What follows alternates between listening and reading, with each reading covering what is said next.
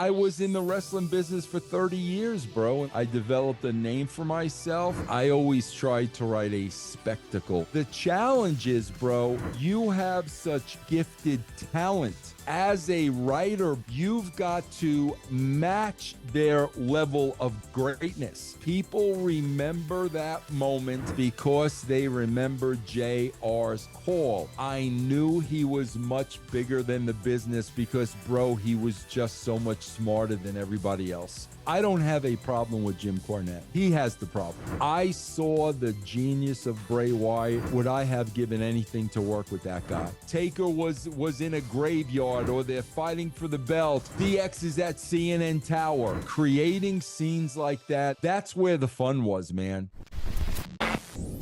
Rewind, recap, relive. For over 50 episodes, the revolutionary force in wrestling interview. My guest today has been involved in writing some of the most talked about moments and successful stories ever told in wrestling, which I can't wait to get into. Former writer for WWE, WCW, TNA. Please welcome a fellow New Yorker as well, Vince Russo.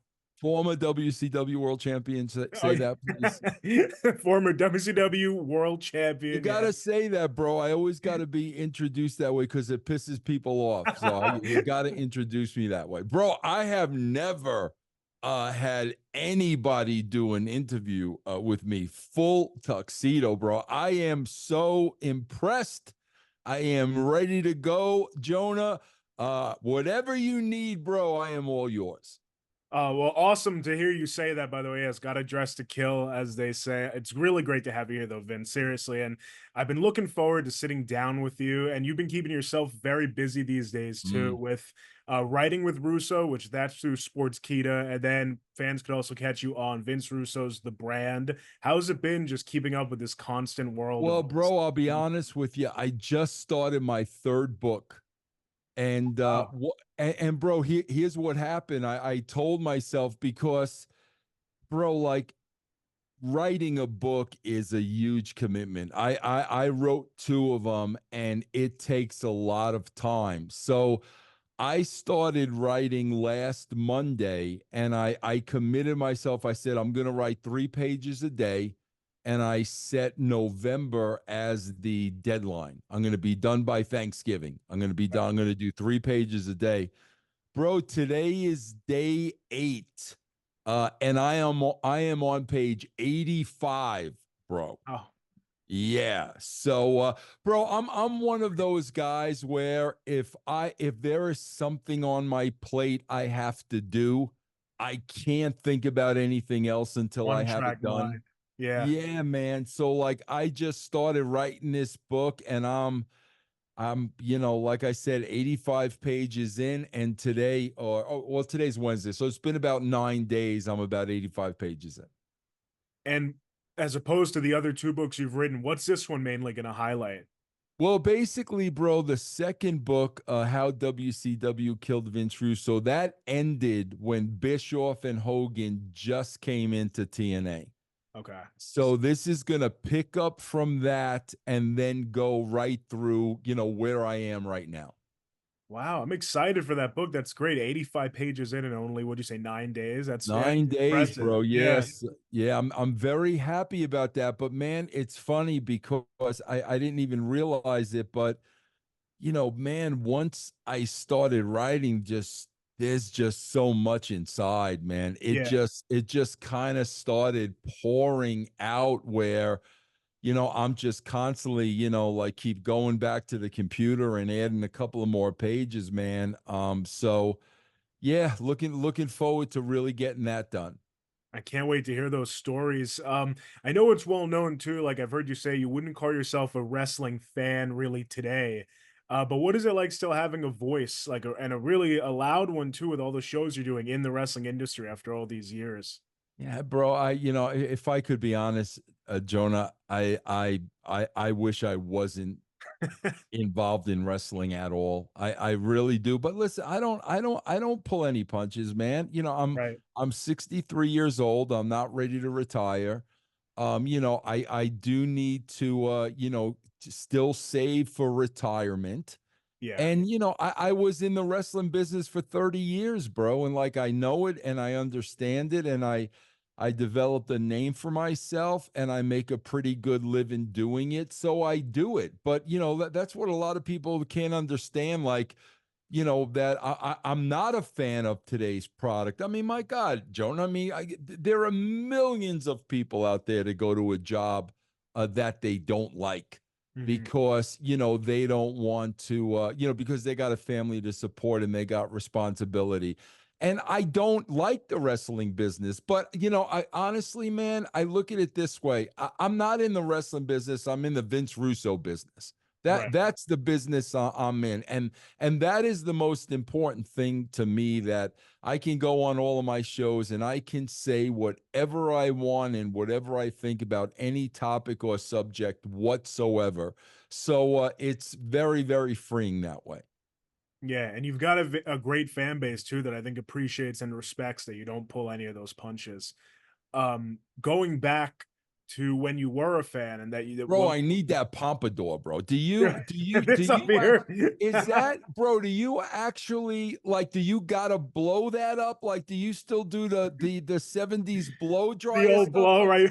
Yeah, or do you just get out of the shower, comb it that way, wet, and it stays that way? You know, honestly, with yeah, just got out combing and it stays the way right now. I'm lucky right now. I don't know where I'll be years from now, but at the moment, I'm good to go. Just with a shower and some water. Yeah. Oh man, I need that. I need the pompadour, bro. I'm digging the pompadour, man. Thank Very you nice. so Well, much. very. You're not going to know this reference because it's way before your time. Very Buster Poindexter-ish. You know who Buster Poindexter is? I know Poindexter. Is that the full name for him?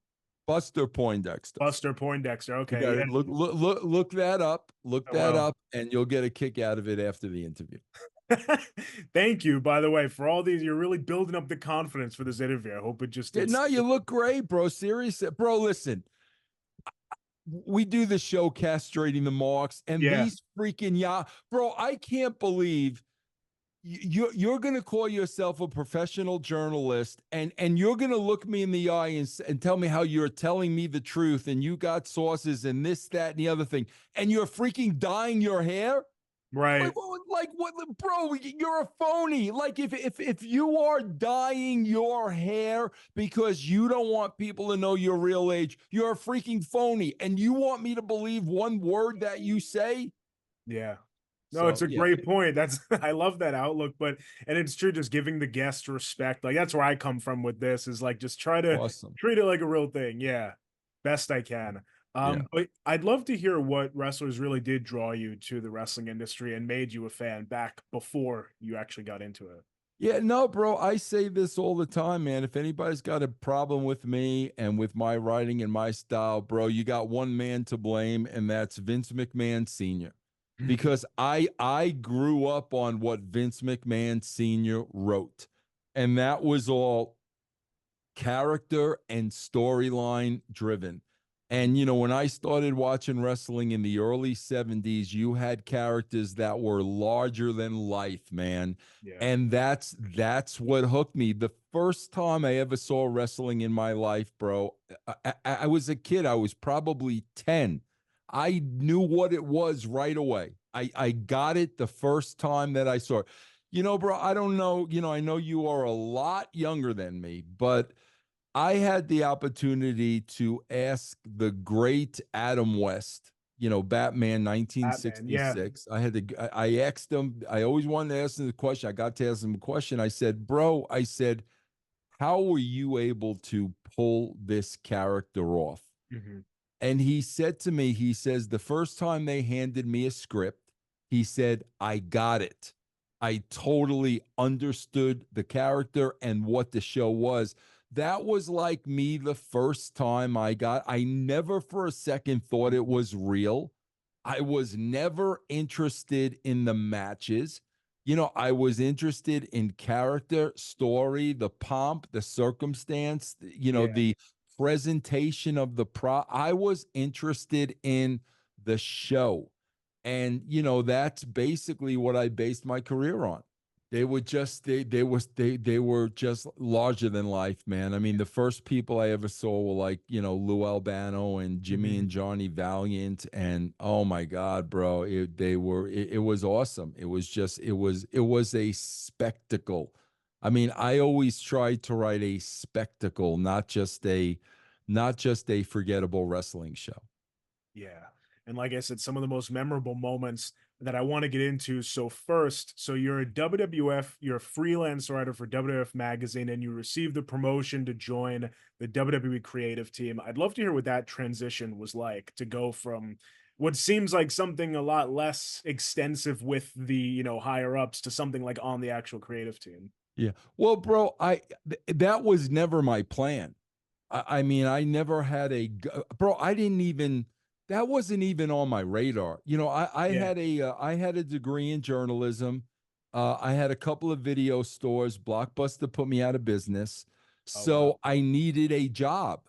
So Linda McMahon was able to give me the opportunity to be a freelance writer on the magazine. A couple of months in, bro, the editor of the magazine got fired. I interviewed for his job and got it. So now I was the full-time editor of the WWF magazine, and bro, I'm never forget. I was making 60 grand. I was set. Like I was totally happy doing that. Yeah. But what happened was, bro, during that time, the creative was at a very all-time low. Mhm. And I was very outspoken about it. I'm talking about TL Hopper, the Goon, Right. Mantar, and all those Mantar, yeah. all those characters. And I was very vocal about it. The numbers were horrible. Financially, WWE was, in the red. I had a meeting with Linda that Vince was a part of, and I basically said to them, man, listen, if you think all I'm capable of doing is writing the magazine, I need you to tell me that, because I think I could do a lot more. And then sure enough, like just a couple of days later, Vince, gave me the opportunity to go from the magazine to television. And like I said, bro, that wasn't a goal of mine. That wasn't something I was striving to do. It just kind of happened. And I was doing a lot of other things leading up to that, bro. I was writing a lot of the house show promos. I was working Okay. on some individual characters and stuff like that. But then, Vince kind of anointed me, the writer of the show, and the rest is pretty much history.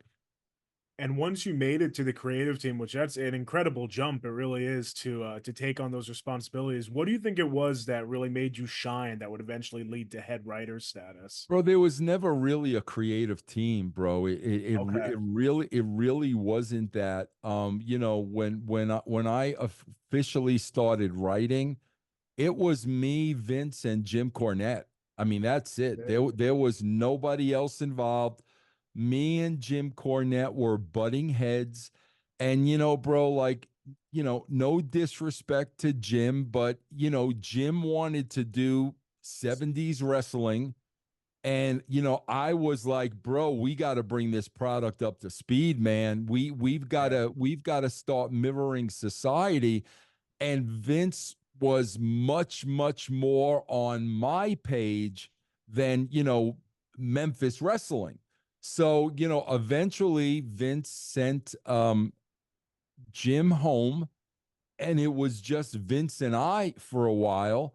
And then when we really started picking up steam and business was booming, that's when Vince said, bro, like, I've got to find you a partner because I don't have the time to do this with you. Yeah.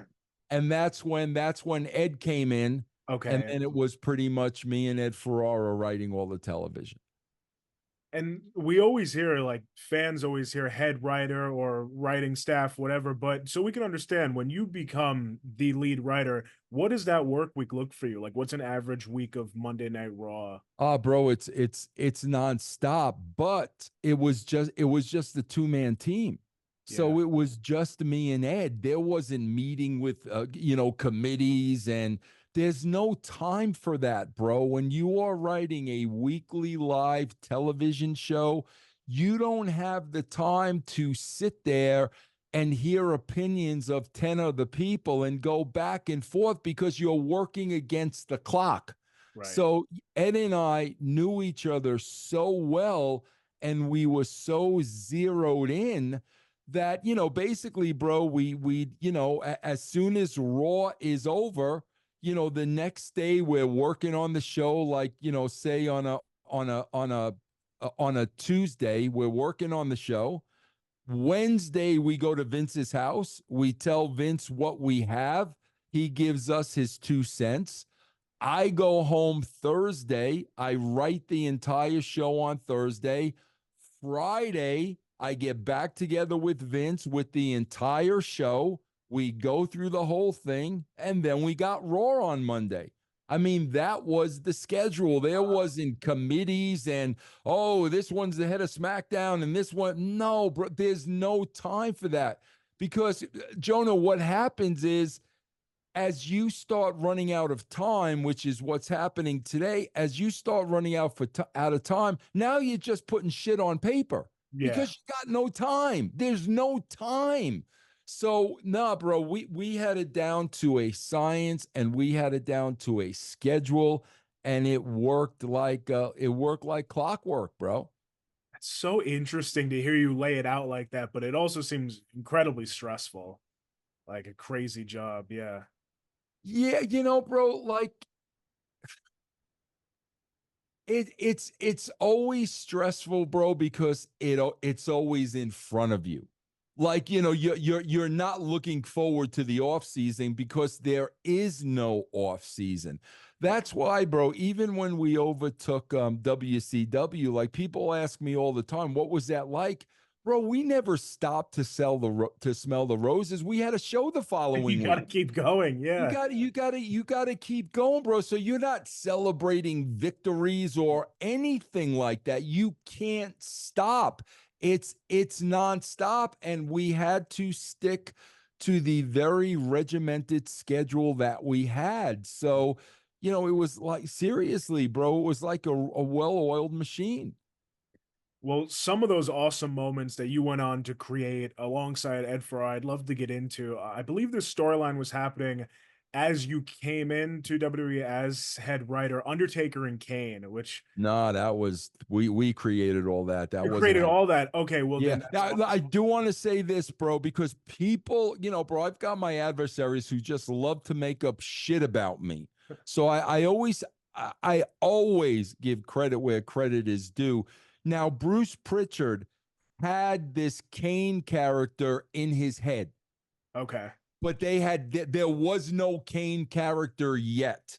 But when Bruce was doing creative, he Bruce developed this Kane character, and Kane was Taker's brother.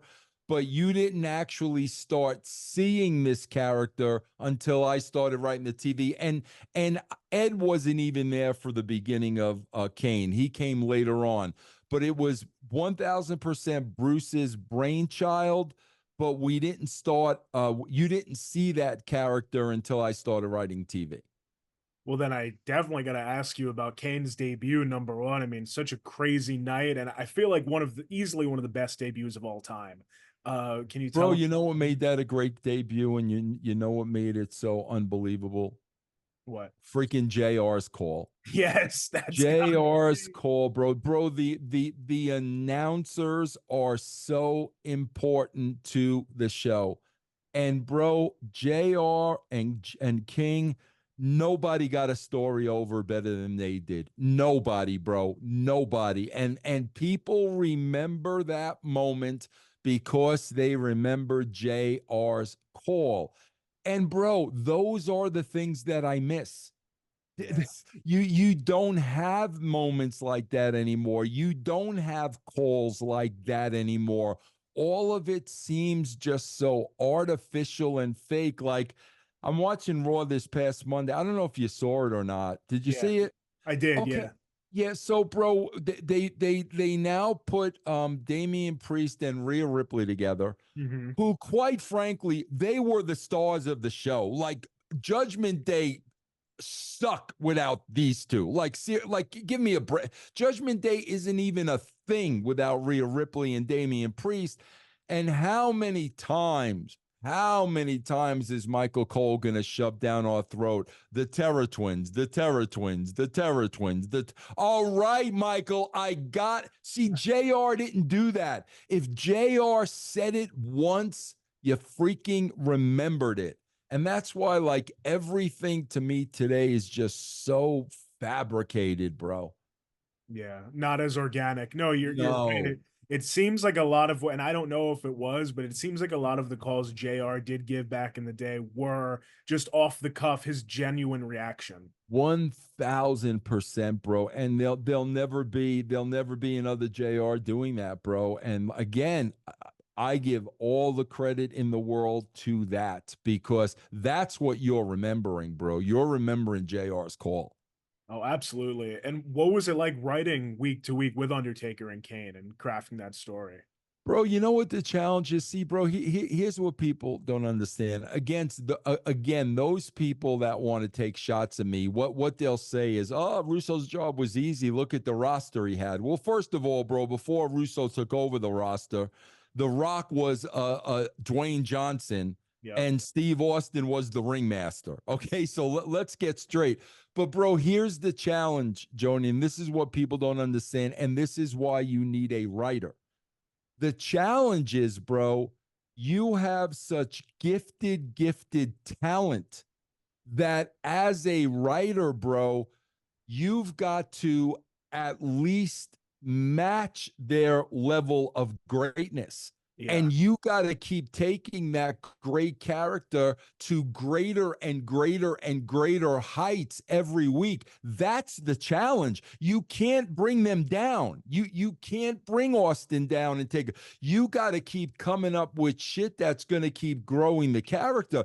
Perfect example, bro, is that's what happened with Bray Wyatt. They could not think and create at the level of a Bray Wyatt. So what they did on a weekly basis was they kept bringing Bray down. They weren't raising Bray because he was brilliant and there were no writers there to match him. But that was the difficult part, bro. Like every week, you had to give these guys material that was better than the week before. That was the challenge. It's a huge challenge. Yeah. And so you just mentioned Stone Cold. Another moment and storyline that really revolutionized the generation was Stone Cold, Mr. McMahon. And like you were saying, your style, you were mirroring society. Nothing did that better than that storyline. Can you talk about when the seeds were first planted for that rivalry? Well, I think the seeds, again, bro, you talk about organic. What really planted the seeds was the Survivor Series. And what went down between Bret and Vince. Yep. Bro, I'm going to make a long story short, but this is what really started the Mr. McMahon characters, just so you know. Okay. So, bro, the Survivor Series goes down. Bret gives Vince a black eye. Vince is now walking around with a black eye the next day at television. Okay? Bro, Vince's inner circle, Pritchard, Patterson, Briscoe, JR, everybody involved, they wanted to sweep under the rug the Survivor Series, the screw job, Bret punching Vince. They just wanted it to be forgotten. Okay. And I sat there and I'm like, are you out of your mind? This is history. This will never, ever be repeated in our lifetime. We need to take advantage of this. We get back to TV, bro. Vince goes over to the television studio and Vince cuts that promo. It wasn't Vince McMahon that screwed Bret Hart. It was Bret Hart. That was the birth of Mr. McMahon. So my point is, bro, that was not a plan. All of that was organic, and that's what's missing today, Jonah. Everything I wrote was organic. Just let it happen. The stuff writes itself if you stay true to the characters and you just let it happen. It will write itself. And so many moments of that rivalry did write itself with Austin and McMahon. One in particular that I loved was the hospital scene with Austin and McMahon. Did you write that? Yeah, I wrote it, but again, bro, I got to give credit where credit is due. Yes, I wrote it. That me and Ed wrote that script. However, I was not on scene for that because I had to stay back at the building because I had a lot to do at the show. So I do believe Bruce produced that, and just unbelievable, bro. Just absolutely unbelievable. It was so good. How about Yeah. Austin on the Zamboni? That was an iconic one too. Same thing, bro. We used to just, you talk about, bro. We didn't write into the script. Austin drives the Zamboni into the arena. We get to the arena, we see the Zamboni, and we're like, oh my God, Wow. that would be a hell of an entrance. So of course, bro, we get the clearance from the building. We probably had to pay them off. We get the clearance from the building. Can Austin drive the Zamboni? The Zamboni driver has to teach him how to drive it. But we didn't write that, bro. We saw the Zamboni, and it came to life the same night. Man, those organic moments are so special too, because it's just like that blip in time that's captured. Do you remember any other organic ones from that rivalry? Well, see, bro, when you're doing something big, you usually have to plan it to get what you need there. Okay. Like, when we invaded the WCW building, bro, we had to have rocket launches. We had to have all that stuff at the building. When Austin filled up Vince's sports car with cement, yeah, we had to have the car. We had to have cement. I'll give you a perfect one, bro, because every 2 weeks on russosbrand.com, I go back and I watch the Attitude Era, and Okay. I do a review show. And I just watched this past week, bro. Totally organic. Bro, I was sitting at one of the shows. This is when Vince was in the wheelchair. Like Oh, when Taker and Kane crushed his leg and yes. he's in the wheelchair. Bro, I swear to God, I'm backstage. I'm working. It's during the show. I'm working. Who walks into bullshit with the boys? Shaquille O'Neal. Wow. Bro, Shaquille O'Neal, this is young Shaquille O'Neal, the biggest star on the planet. Hmm. I see Shaquille and I'm like, bro, I'm getting him on the show. He's gonna be on the show. So, bro, I just went up to Shaquille. I said, brother, I got the, can you do this? Literally, Vince is gonna wheel up to you in his wheelchair, ask you to see, your backstage pass, and throw your ass out of here. Bro, I didn't even know Shaquille was gonna be there. And bro, he said, didn't ask for a dime. He said absolutely positively. And we did the scene, and Vince says, where's your pass? And he goes, bro, do you know who I am? And Vince says, I don't give a shit who you are. Get the hell out of here. And Vince rolls away, and Shaquille just says, what an asshole, bro. But bro, I didn't even know the dude was going to be in the building that night. That's an awesome moment. Wow, I can't believe that's how. Was that his first foray too into like Oh, wrestling? I'm sure. I'm sure Yeah, it because was, he's done bro. And so it much things. was not planned. He did not get paid. It was Johnny on the spot, bro. That's awesome. Well, to move into another amazing rivalry, Stone Cold and The Rock. And Mm. that one really, I think a lot of people still to this day might be some of the best years of their lives was watching that in the 90s. Did you have any moments from that feud that really stuck out to you with Austin and Rock? Yeah, bro. This is a problem. This is a problem I have with the show I watched today. And bro, I can't write it off to anything other than laziness, Hmm. because one of the tools we used a lot was we shot stuff outside of the building. Yes. Not everything was in Adam Pearce's office, bro. Mhm. And bro, I will never forget the freaking bridge scenes with I that. was just gonna bring that up. Yes. Bro, you got to understand. This is after the show.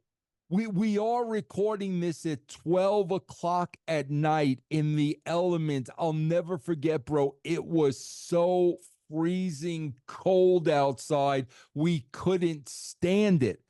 But like I said, bro, bro, is you can't when you're doing especially a 3-hour show. Yeah. You got to give them different looks. You can't give them the same look for 3 hours. And that's why, bro, every show there was something outside of the arena. Taker was in a graveyard, or they're fighting for the belt, or DX is strolling up to the WCW building. DX is at CNN Tower. Right. We always did that, and they don't do anything like that anymore. And it has nothing to do with finances and money. They've got all the money in the world. They're lazy, bro. Like they're literally phoning in the show. And that's why, that is why, bro, if you want me to watch this show, you've got to earn my viewership. I don't settle for mediocrity, bro. I am not a fan of mediocrity. If you're going to give me a mediocre television show, I'm not interested in watching it, man. No, I understand what you mean. I mean, that is some of the most exciting stuff ever from that feud in particular, all the outside stuff. Could you take us back to that bridge night in some detail and Austin going off? Bro, here's the thing that I remember more than anything. Bro, it was so freaking cold out, freezing cold out. And every time there was like a break, even if it was for a minute, Ed and I would jump in the car and like cuddle for warmth. It was so hot. But bro, here was the bad part. Stephanie went on the shoot, and Stephanie like never got in the car. She was always outside in the cold. So every time the two of us, two grown-ass men, were jumping in the car because we were free, there was Stephanie bearing the elements. So it was like, bro, we got it. We got to stand outside, man. We can't look like, sissy Marys, Yeah. bro. I'll never forget that. But yeah, bro, and that's what I mean, bro. That it was 12 o'clock at night. It was so freaking cold, man. Yeah. But and bro, you know what though, bro? That's the thing. That's where the fun was, man. Oh, yeah. Creating scenes like that and doing stuff like that. That's where they're missing the fun. It's no fun, bro. Okay, bro, we're gonna do 27 pre-tapes in Adam Pearce's office, one right after the other. Nah, bro. The fun is creating memories and scenes that people will remember forever. Well, being able to work with the Rocks early on like you did, I'm curious how he was back then to work with him, what you Yeah. thought about his final boss and kind of reinventing himself recently. Oh, you mean tremendous, bro? Come on, man. All anybody has to do is look at the television ratings before Rock, when Rock came back, and after Rock left. I mean, without a shadow of a doubt, bro. He overshadowed every single person in that company, bro. And I'm including Cody Rhodes, and I'm including Roman Reigns. And you can just look at the numbers, man. When he came back, they soared past the 2 million mark, almost to 2.5 million people. I think this Monday show was right back down to 1.6 million or something like that. That's a bona fide star, bro. And I got to tell you, man, when I started working with Rock early on, bro, I knew he was much bigger than the business because, bro, he was just so much smarter than everybody else. Mm. And bro, you got a lot of workers in the wrestling business. You got a lot of con men. You got a lot of liars and backstabbers. and they're transparent, bro. Like you can see right through them. Rock was always one step ahead of everybody, but he was so smart about it, bro. You didn't realize it. You didn't know it until, you kind of take a step back and you would just watch him at work. He was just smarter than everybody else there, bro. Wow. That's really cool to hear. And also, I mean, the final boss was just next level. Like, and it felt like Next it level. just every week kept getting better and better. Yeah. Probably using some of that organic stuff you're mentioning too. I'm sure they didn't plan every little detail. No way. Maybe No, they did, but yeah, Rock ain't gonna go by any script, bro. That right. that was 100% him. Yeah.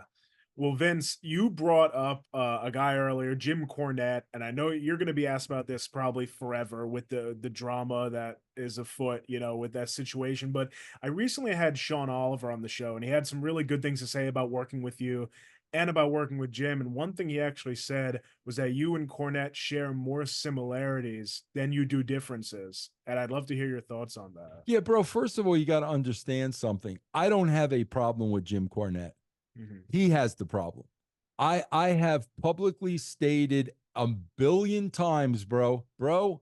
Whenever you want to have an open debate, a public debate, a conversation, I even offered, bro, let's do a pay-per-view. Let's donate every single penny we make to the Cauliflower Alley. Absolutely not. He will die, bro, before he has a face-to-face conversation with me. So that really comes down to two things. It comes down to, number one, what are you afraid of? I'm certainly not afraid to have a conversation with you. I've got absolutely nothing to hide. I know the facts, bro. And the facts are, first of all, Jim hates New Yorkers. Jim hates people from the East Coast. That's number one. I don't care who you are. He hates New Yorkers, number one. Number two, both Vince McMahon and Dixie Carter, both of them at two different times chose me over Jim Cornette. And rather than Jim Cornette look himself in the mirror and say, man, why did they choose Russo and not me? Rather than him do that, oh, it was my fault. It was my fault that they chose me. So the reality of the situation is, bro, I will have a conversation with him any place, anytime. Plus the fact, you got to understand, Jonah, a lot of these people, okay, I'm talking about the Eric Bischoffs, I'm talking about the Jim Cornettes, I'm talking about, like, Bully Ray to some extent, and all these people. Bro, these ex-wrestlers or people that were in the business that have podcasts, bro, they're still playing the gimmick. They're still playing their gimmick. They spent so much time in the wrestling bubble, bro. They don't know where their gimmick ends and the real person is. Those lines are so, blurred. Yeah. So Jim Cornette on his podcast is playing Jim Cornette. And part of Jim Cornette's shtick is his absolute hatred towards Vince Russo. That's part of his act, bro. It's like, take a comedian, their stand-up routine. It is part of his act. Bro, when I left wrestling, when I stopped being a character on TV, I was no longer that character, bro. Yeah. When I put the microphone down, I wasn't that character anymore. I'm Vince Russo, bro. I know who I am. I know I'm a 63-year-old, married for 40 years. I have grandchildren. I got a bulldog named Penelope. I know who I am, bro. I don't play a character. These people that are so entrenched in professional, I mean, Ric Flair's the perfect example. Right. Hulk Hogan's another perfect example. Bro, they are still in character to some extent.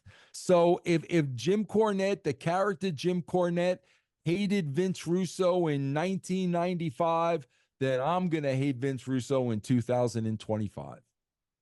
No, I mean, well said, definitely. And I feel like anyone can kind of see with certain personalities in wrestling for sure what you just said. Before all of the drama one-sided, albeit started between you and Jim, are there any at all good memories that you share with him? Oh my God, bro. I always say, bro, first of all, I got no problem. Jim Cornette and Eric Bischoff hate me. Okay. Here's the difference, bro.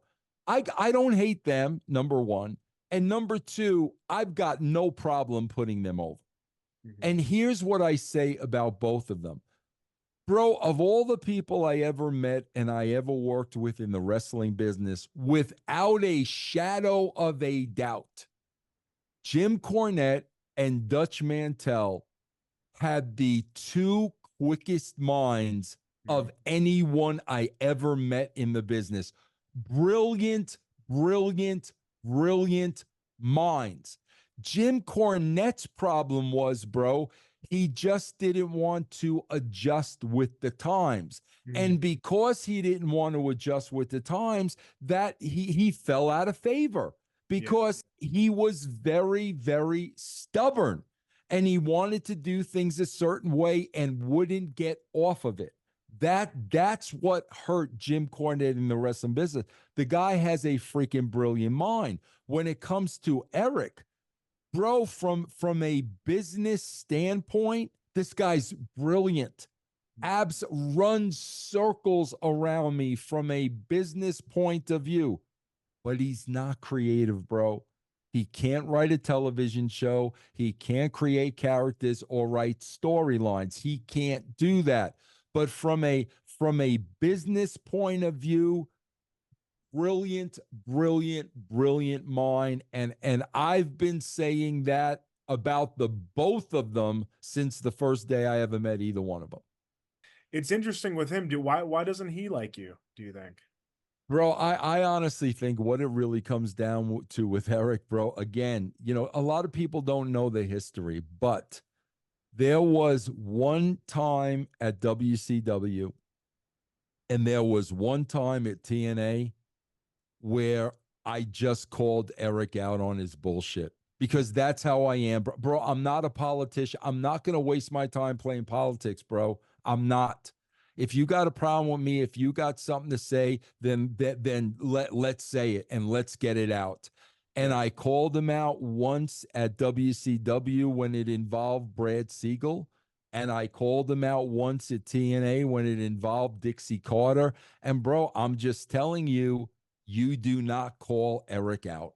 And if you call Eric out, then you are going to be on the other side of Eric's wrath for the next 25 years. And that's where I've been. And bro, I have no problem with it because like I said, bro, I don't have any hate towards Eric whatsoever. Him and I are two people that will never like each other, bro. We are so totally opposite, bro. We're like oil and water, bro. And I understand that, and that's fine. But if you ask me, like, do I hate Eric Bischoff? Absolutely not, bro. But I'm past the point of trying to make peace with people like Eric and Jim because I've tried for so long. So I'm at the point now, bro, where you know what, man, if you want to carry this to the grave, carry it to the grave. I'm not going to beg you to have a conversation with me. So if you want to take this gimmick, this shtick, this routine to the grave, whatever it is, feel free in doing so. Right. Well, to shift to some wrestling news of today, a hot topic everyone is talking about is the possibility of Shane McMahon joining AEW. We all saw the picture and have our speculations. I'm curious what your thoughts on it are. Bro, this has nothing to do with Shane McMahon joining AEW. This has to do with buying AEW. And Vince McMahon is behind this. Vince McMahon is controlling his son because obviously Vince can't do it in the position he's in. Vince is more or less Shane is more or less representing Vince. This is about buying that company. Shane McMahon is not going to work for Tony Khan. He's not going to be a general manager on the show. He's not going to be wrestling Darby Allin. My God, Shane McMahon is 55 years old, for crying out loud. Those days are over. They're over. This is much, much, much deeper than that. And I really believe it has to do with the McMahons. In this case, when I say the McMahons, I'm talking about Shane and Vince buying AEW. Okay. Now that's a take I feel like it's probably been out there, but I haven't seen it. I've seen a lot of people thinking that, we might hear Here Comes the Money or something in AEW, but that. Because they're marks, bro. They're freaking, bro. Shane McMahon has millions and millions and millions and millions of dollars. Millions of dollars. Shane McMahon never has to work a day in his life. You think Tony's going to give him X amount of dollars so he could hit Here Comes the Money and Shane's going to be the GM? Come on, it's ridiculous. But these are wrestling marks, bro. Everything with them is within the. I heard people talking about the Shane McMahon Darby Allin match. Are you out of your freaking minds? Like, what planet do you people live on? Bro, I'm telling you, when Stephanie and Hunter went out there WrestleMania weekend and declared this the Triple H regime, that set Vince and Shane off, bro. That drew the line in the sand. And I believe from that point going forward, there has been a game plan in effect. Well, we got to see how that plays out for sure. And again, like a really interesting theory. You just mentioned this era we're in, specifically with WWE. A lot of people are saying that they're drawing similarities to the Attitude Era in popularity, or the way the card is structured, how a lot of stories, everyone seems to be having some sort of story right now. What have your thoughts been on this new era overall? There are no stories, bro. People don't know what wrestling stories are anymore. When the story is, I wanna have a match with you because I'm better than you are, that's not a story. A story isn't, wrestler A takes a 99-cent bracelet from wrestler B. Like that's not a story. These are not stories, bro. These are wrestling feuds. They're not stories. They're not getting characters over. They're not developing. Bro, what's the story with the bloodline? What is the story? Tell me what the story is. This is a powerful family that was in the wrestling business, a family of Samoans, that had names in the wrestling business, that just were dominant in the wrestling business. Like, what was the story of the blood? They're not stories, bro. Stories are specific towards characters, bro. And it's not about wrestling, and it's not about the match. There's got to be a personal issue, bro. That's how you develop a story. Like I said, man, I watch SmackDown, I watch Raw only because I get paid to. And all it is wrestler A wants to wrestle wrestler B. That's it. That's each and every show. And people, bro, they obviously didn't watch the Attitude Era, because if they watched the Attitude Era, they would know what storylines are. Curious, is there anything that has gripped you over the last 2 years of WWE? Any storyline out there? Bro, I'll be honest with you. The only thing that gripped me the last decade in wrestling, honestly, bro, Bray Wyatt. Bray Wyatt. I saw the genius of Bray Wyatt, and I was like, my God, would I have given anything to work with that guy? To just get in his head, what do you want to do? How do we do this? How do we accomplish this? What are the possibilities? Bro, literally, I loved seeing Bray. I loved seeing the Firefly Funhouse. What a absolute brilliant mind. Outside of that, bro, I'm just being as serious as a heart attack. In the last decade, there has been nothing that has interested me. I mean, bro, the whole thing with Cody Rhodes, I got to finish my story. That's a storyline. I got to finish the story. Like, that's a storyline. So what happened, bro? You finish the story, and the minute you finish the story, they don't have opponents for you. So now you've got to give out title matches to your friends. That's a story, bro? No, bro, that is horrible, horrible writing by wrestlers who don't know how to write. That's what it is. The bar has been so lowered, bro, that people will eat anything these days. And again, there is no growth, bro. WWE is in the same exact place as AEW. When you look at the two flagship shows, when you look at Raw and you look at SmackDown, bro, those shows are not moving the needle. They are not bringing in new viewers on a weekly basis. It's the same people watching those shows every single week. Their audience just seems just is twice the size of AEW because they've had a 50-year head start.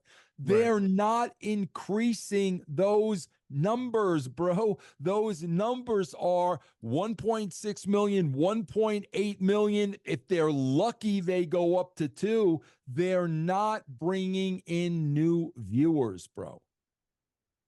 Well, I want to go back then to when viewers were massive. We're talking about Attitude Era time, but I want to go to WCW for you. When you won the WCW World Heavyweight Championship, there it is, former champion. When you won that in that cage match and Goldberg spears you through the cage, I've heard you speak about it before. Can you talk about what led up to that spear, the conversation, and what went wrong? Oh, yeah, bro. First of all, to set the record straight, because Goldberg, I'm a liar, bro. Jonah, get an interview with Conan. Okay. Ask Conan could you hook that up for me? Sure I can, bro. Yeah.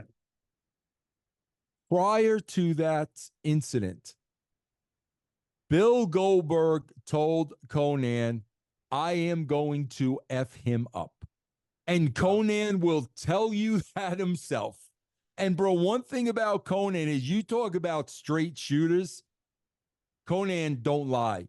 And Conan's not afraid to say anything. And Bill Goldberg told Conan, I am going to F him up. I was concussed, bro. That's why I had on the football helmet and all that crap, because I was disgusted. There was the entrance way. And the way the cage was lined up, Goldberg was supposed to steer me through the cage right down in the entranceway. And I said a million times, bro, keep me away from the barricades. I'm concussed. You got to lay me in between. Keep me away from the barricades. So when I look at what he told Conan before the match, and then I look at him driving me headfirst directly into the barricade, bro. What am I supposed to think? Yeah. Like, come on, bro. Let's be real and let's be honest. He meant to do that. He did it. That was the last concussion I ever had in WCW, and I never got in the ring, again after that. I was done. Yeah, I mean, it's a brutal looking spear, and I could tell. I mean, I feel like anyone watching could tell you definitely weren't expecting to land the way that you did. Yeah, that's what were your thoughts overall in the Who Killed WCW doc? I didn't watch it, bro. Not interested. You didn't watch it, because, bro. Bro, I'm so tired of hearing bullshit from wrestlers. Bro. You know what I said? You know the Dark Side of the Ring series. Yes. You know what I told these guys? Here's what I told them. I said, bro, you guys don't understand. The wrestling business is made up of liars, con men, used car salesmen, snake oil sale. You guys have no idea. You don't know who's telling you the truth and who's not telling you the truth. I said, so real simple. When you interview anybody, including myself, bro, hook us up to a lie detector test. As we're answering the questions, have all of us hooked up.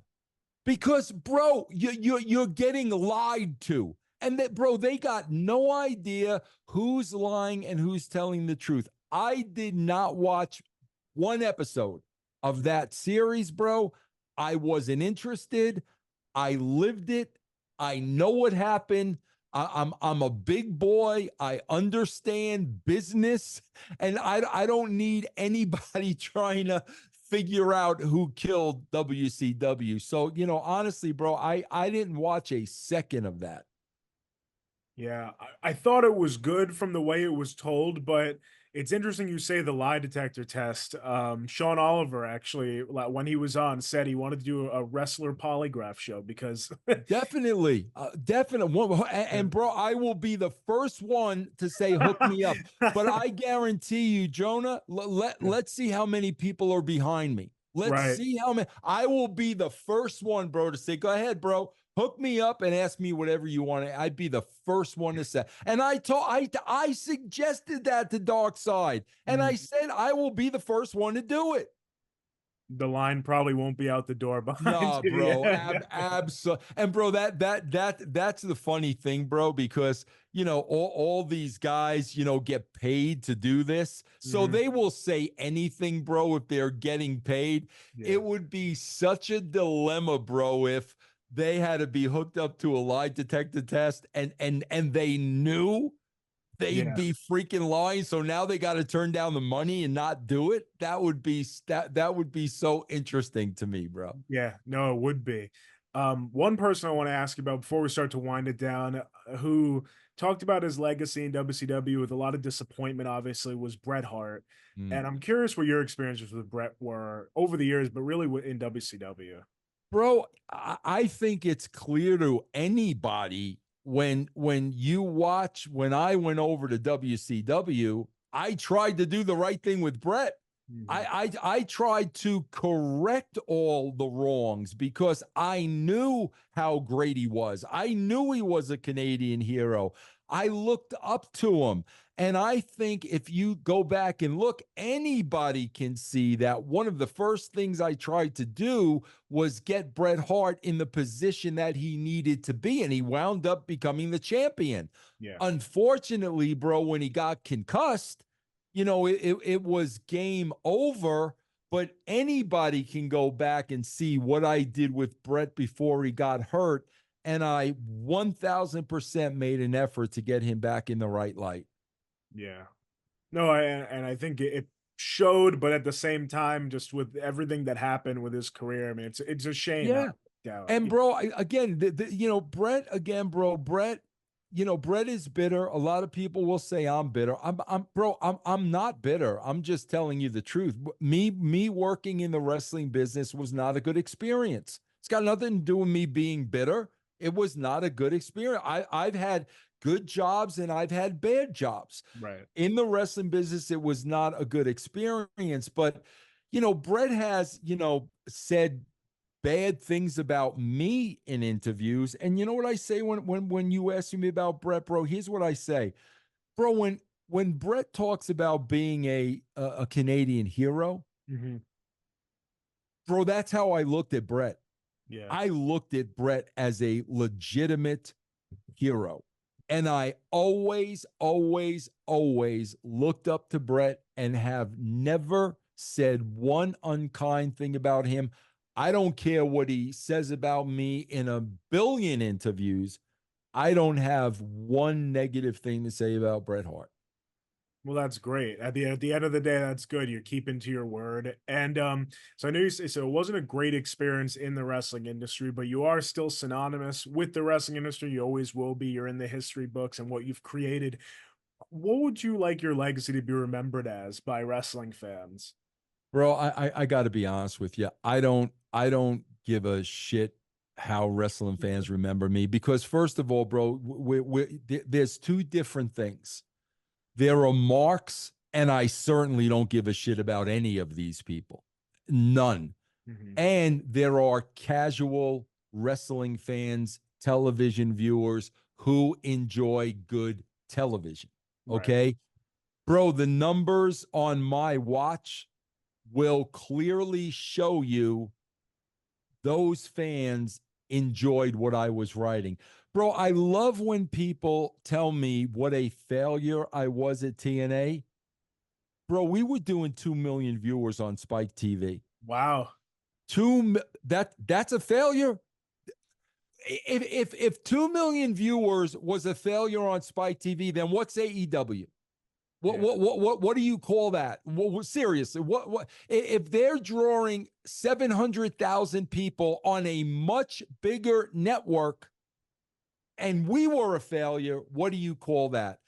But that's why, bro, the people who were fans of Vince Russo's and that style of writing, the casual fans, the television fans, bro, they're not on the internet. They don't live in the wrestling. They don't know who freaking Dave Meltzer is. Yeah. They're television viewers. And like I said, the numbers dictate that those people enjoyed the show. Bro, me, as far as legacy, bro, that's all about being a son, a husband, a father. That's what legacy is all about to me, man. How did I treat my wife of 40 years? What did I pass along, to my children and to my kids? Bro, that's the stuff that matters. And the most important thing to me, bro, throughout my wrestling career was no angle or no rating. It was my work ethic. Bro, people don't want to say it. The reason why I was successful in that spot, bro, was because I worked harder than everybody else. Nobody ever in the history of writing or booking outworked Vince Russo. I carry that same work ethic today, bro. I told you, I 3 pages a day, 9 days in, I should have 27 pages written. I got 85. I'm that same guy. That's what I take pride in, not how, people that are watching a wrestling show with half of them actually believing it's real are going to remember me. I'm really not interested in that. No, I mean, and that's a fine legacy that you talked about. Family really first, obviously. Well, let me ask you like this then. What advice would you give a young Vince Russo who is just freelancing at the magazine and is about to embark on this crazy wrestling journey? What advice would you give him? Stay as far away from it as possible. Bro, that's why, like, I cannot, I'm being so honest with you, Jonah, because I get asked this all the time. I cannot, with a good conscience, advise anybody to get in the wrestling business. I can't. I wish I could. I wish I could tell you, okay, bro, this is what you need to do. You need to do A, B, C, D. I can't do that, bro. I can't do that with a good conscience because it's toxic, bro. It's toxic. And listen, man, we've seen victims of the wrestling business. We've seen the Joni Lowers. We've seen the Daphne Ungers. We've seen these people. And unless, bro, you are really, really, really strong inside and out, Yeah. you're not going to last, bro. And they will eat you up, they will spit you out, and it will scar you for life. And I can't, with a good conscience, tell people, yeah, bro, go after your dream in the wrestling business when I know damn well, bro, it's not gonna be a dream, bro. When all said and done, it's gonna be an absolute nightmare. And I'm not gonna advise you that you get into that business. And again, bro, that's just me being honest. Yeah, and like I said before, you have a great fan base, and I'm sure appreciates that honesty and how genuine you are. But this has been really fun. Really, it's been so fun taking a trip with you down memory lane, talking about some current stuff. Thank you so much for taking the time. to come on here. Oh yeah, no, Jonah, no problem. And again, we got our signals a little crossed, and I was a little late, and you were, very forgiving, and I really, really appreciate that. The tuxedo, the pompadour, bro. I love it all. Great interview, great personality, bro. And Thank you. I really, really thank you for having me on the show. Absolutely. I'd love to do it again sometime. Absolutely, man. Rewind, recap, relive. For over 50 episodes, the revolutionary force in wrestling interview.